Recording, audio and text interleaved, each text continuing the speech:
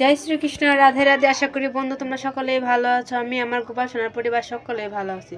সকলে শৃঙ্গার দর্শন করো আর রাধারানীর অশেষ কৃপা লাভ করো গোপাল সোনাদের। আজকে আমার গোপাল সোনাকে খুব সুন্দর লাগতেছে, সকলেই শৃঙ্গার দর্শন করো। আমার শ্রী গোপাল সোনা শাস্তে কাস্তে খুব ভালোবাসে। ওর নামকরণ হয়েছে রামলালা, ওকে আমি রামলালা বলে ডাকি।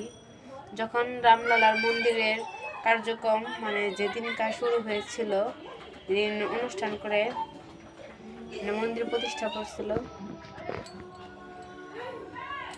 সেদিন থেকেই ও আমার কাছে এসেছিল। তাই ওর জন্য রামলালা, তার দুদিন আগে আসছিল। ওদিনকার রামলালাকে যে ড্রেসটা পরানো হয়েছিল, আমি ও গোপালকে সে ড্রেসটাই পরাছিলাম, তার জন্য ওর নাম রামলালা রাখা হয়েছে। সকলে ওর জন্য আশীর্বাদ করবেন, কৃপা করবেন। আমার রামলালা দানি আমার কাছে সারা জীবন আমার রাম হয়ে থাকতে পারে। আর যারা এখন পর্যন্ত আমার চ্যানেলটাকে সাবস্ক্রাইব করনি, প্লিজ অবশ্যই সাবস্ক্রাইব করে দিও, পাশে থাকা বেল আইকনে ক্লিক করে দিও। আমি কোনো ভিডিও পোস্ট করলে তোমাদের কাছে সঙ্গে সঙ্গে নোটিফিকেশন পৌঁছে যাবে। এখানে আছে আমাদের কৃষ্ণ বলরাম, সকলেই শৃঙ্গার দর্শন করো আর অশেষ কৃপা লাভ করো।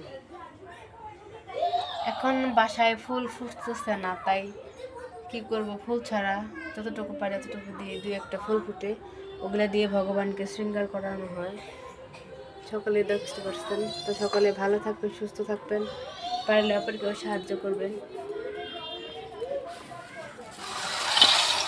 এ হচ্ছে আমাদের তুলসী মহারানী, সকলে দর্শন করুন আমাদের তুলসী মহারানী। হরে কৃষ্ণ কৃষ্ণ কৃষ্ণ হরে হরে, হরে রাম রাম রাম হরে হরে।